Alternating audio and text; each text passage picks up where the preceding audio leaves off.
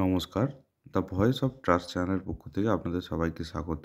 সঠিক আপডেট সবার আগে পাওয়ার জন্য আমাদের এই চ্যানেলটিকে সাবস্ক্রাইব করে রাখবেন। এদিকে প্রাথমিকে 6 নম্বর দেওয়ার মামলায় ফের ধাক্কা খেল পর্ষদের নতুন আবেদন খারিজ হয়ে গেল কলকাতা হাইকোর্টের ডিভিশন বেঞ্চে। 2014 প্রাথমিকে আদালতের নির্দেশে পরীক্ষার্থীদের 6 নম্বর দিতে গেলে সিবিআইয়ের সিজার লিস্টের রেকর্ড প্রয়োজন বলে আবেদন করে পর্ষদ। সেই আবেদন খারিজ হলো ডিভিশন বেঞ্চে।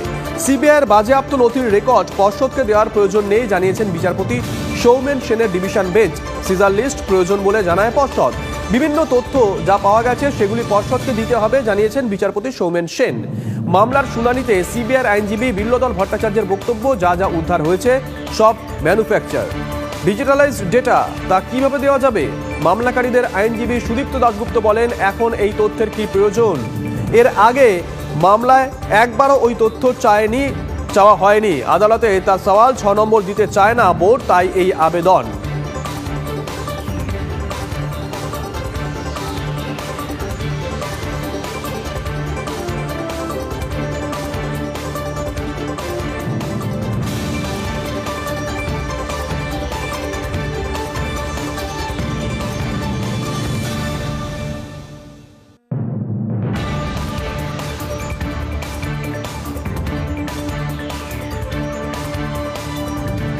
আমাদের সঙ্গে রয়েছেন টেলিফোনে আমাদের সহকর্মী শ্রাবন্তী, কি জানা যাচ্ছে?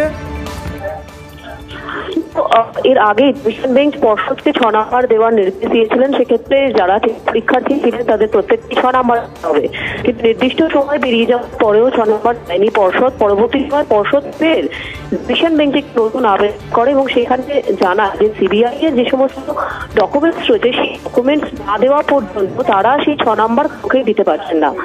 এদেরই তীব্র আপত্তি জানান সিবিআই এর আইনজীবী এবং মূল মামলাকারীর আইনজীবী। তাদের বক্তব্য, সুপ্রিম কোর্ট পর্যন্ত এই মামলা গেছে, সেখানে এখনো পর্যন্ত কোনো ধরনের আবেদন করেননি। শুধুমাত্র ইচ্ছাকৃতভাবে তারা এই কাজটি করছেন যাতে কাউকেই 6 নম্বর না দিতে হয় এবং এভাবে সময় নিয়ে নেওয়া যায়।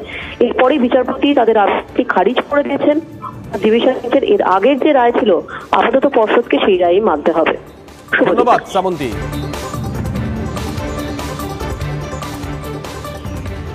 ডিজে তাণ্ডব রুখতে গিয়ে আক্রান্ত পুলিশ। হুগলির দাঁতপুরের আমড়া গ্রামের ঘটনা, আহত হয়েছেন 4 জন ইন্সপেক্টর সহ সাব ইন্সপেক্টর সহ 4 পুলিশ কর্মী।